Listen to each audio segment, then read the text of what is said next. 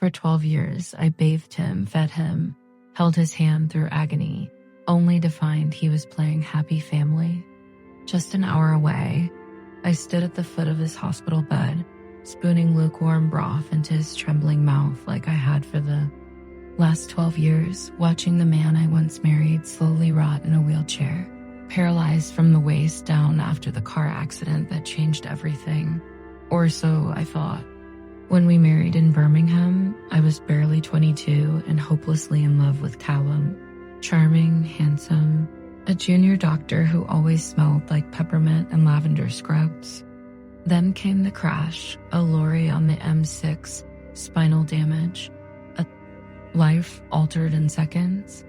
I quit my job at the florist, moved us into a tiny semi-detached council flat in West Heath, and became his full-time carer. I bathed him, shaved his face, sang to him when the pain flared, and listened to the same war documentaries play in the background as I cleaned his urine-soaked sheets.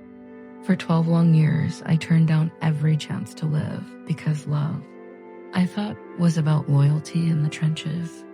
But that illusion shattered the day I opened a letter addressed to him by mistake.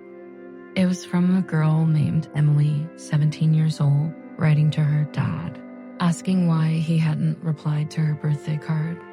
My hands shook as I read words that didn't belong in our world. Mom says you're busy again, but I miss you. Mom, daughter, who the hell were these people? At first I thought it was an old patient writing to the wrong address, but curiosity got the better of me. I went through his drawers that night while he slept, a half snore coming from the living room recliner where he often dozed off watching reruns of Only Fools and Horses. That's when I found it, a locked black box I had never seen. Inside were photos of Callum at a picnic, smiling beside a blonde woman and 2 teenage kids. He was standing, my husband in jeans, chasing a dog down a hill.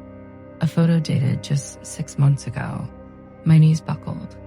I crawled to the loo and vomited. The next morning, I played dumb, kissed his forehead, and said I'd go into town to buy him new compression socks.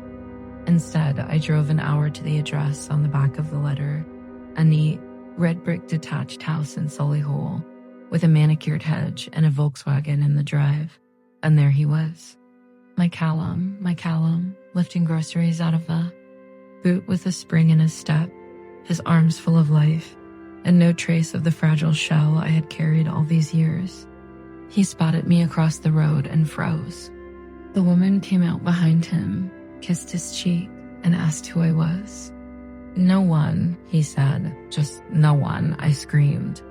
I ran across the street and slapped him so hard he staggered. The lies spilled out in a panicked rush. How he'd met Anna years ago at the hospital where I thought he was doing physio.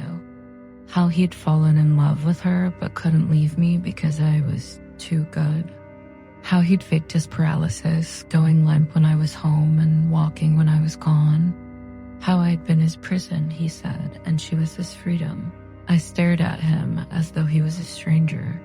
He tried to take my hand. I flinched like he'd struck me. The woman, Anna, began sobbing, pulling the kids back into the house. Don't do this here, she begged him. Not in front of Emily and Sam. I left.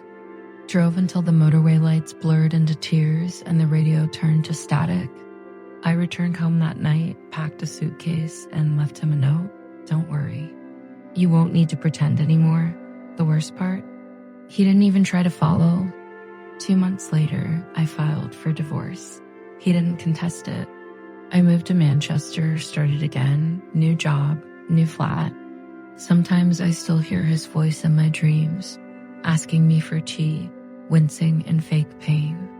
And sometimes I imagine what kind of woman I might have been if